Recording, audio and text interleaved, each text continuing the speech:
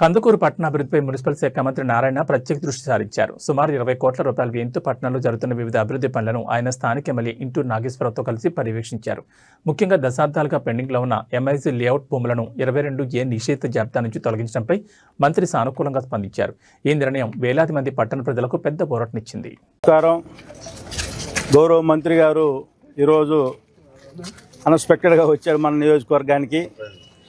Surprise inspection మనం ఈరోజు చాలా సంతోషంగా ఉంది నాకు.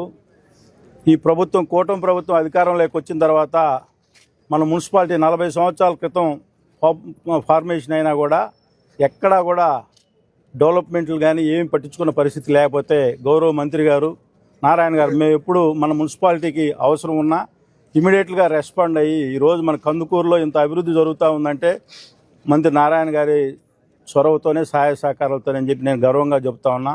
అలాగే ఫిబ్రవరిలో గౌరవ ముఖ్యమంత్రి గారు కూడా మన నియోజకవర్గానికి రావడం, ఈ స్వచ్ఛంద కార్యక్రమానికి ఆ రోజు 50 కోట్ల నిధులు మన నియోజకవర్గానికి ఇస్తానని హామీ చెప్పాడు. దానిలో భాగంగా ఇప్పటికే గౌరవ మంత్రి గారు 20 కోట్ల రూపాయలు మన నియోజకవర్గానికి మన మున్సిపాలిటీకి సహాయ సహకారాలు అందించారు. ఇప్పుడు ఈరోజు సార్ నేను గ్రాండ్గా వెల్కమ్ చేద్దామని ఈరోజు అన్ఎక్స్పెక్టెడ్గా వచ్చారు మనకు ఆ నియోజకవర్గానికి. ఈరోజు టౌన్లో నాకు ఒక మంచి పేరు వస్తూ ఉందంటే దాంట్లో మంత్రి నారాయణ గారి సహాయ సహకారాలతోనే ఈరోజు టౌన్లో ఉన్న డెవలప్మెంట్ అంతా కూడా.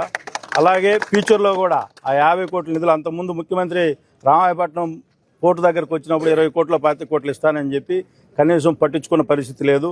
ఈ సంవత్సరం 18 నెలల కాలంలోనే మన మున్సిపాలిటీలో డెవలప్మెంట్ అంతా చూస్తూ ఉన్నారు.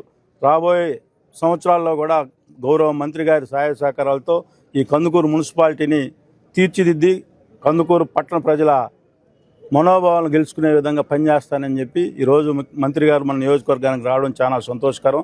అలాగే ఇప్పుడు ఎంఐజీ లేఅవుట్ కూడా మీ అందరికి కూడా తెలుసు, అది 22A అదే ఎండోమెంట్లో ఉంటే గౌరవ మంత్రి గారే పర్సనల్గా తీసుకొని కలెక్టర్ గారికి ఎండోమెంట్ కమిషనర్ గారికి చెప్పి అది ఎండోమెంట్లో నుంచి కూడా క్లియర్ చేసినందుకు గౌరవ మంత్రి గారికి హృదయపూర్వక ధన్యవాదాలు తెలియజేసుకుంటా ఉన్నాం. ఇప్పుడు ఏదైతే ఎంఐజీ లేఅవుట్ ఉందో ఆ ల్యాండ్ కూడా మళ్ళీ ఫర్దర్ డెవలప్మెంట్ చేసేసి అది కూడా వచ్చే ఇన్కమ్ను కూడా గౌరవ మంత్రి గారు మన మున్సిపాలిటీకి ఖర్చు పెట్టుకోమని చెప్పడం చాలా సంతోషకరం. అది త్వరలోనే డెవలప్మెంట్ చేసేసి పట్టణంలో ఉన్న ఎవరైతే అంటే ఇంతకుముందు రేట్ ఎక్కువ పెట్టారు దాన్ని కూడా మంత్రి గారు పర్సనల్గా తీసుకుని దాన్ని కూడా రేటు తగ్గించడం కూడా జరిగింది. అవన్నీ కూడా మార్కెటింగ్ చేసి కంపల్సరీగా మున్సిపాలిటీ డెవలప్మెంట్కి మంత్రి గారి సహాయ సహకారాలతో ఈ మున్సిపాలిటీని ముందుకు తీసుకోబోతానని చెప్పి అందరికీ తెలియజేసుకున్నా.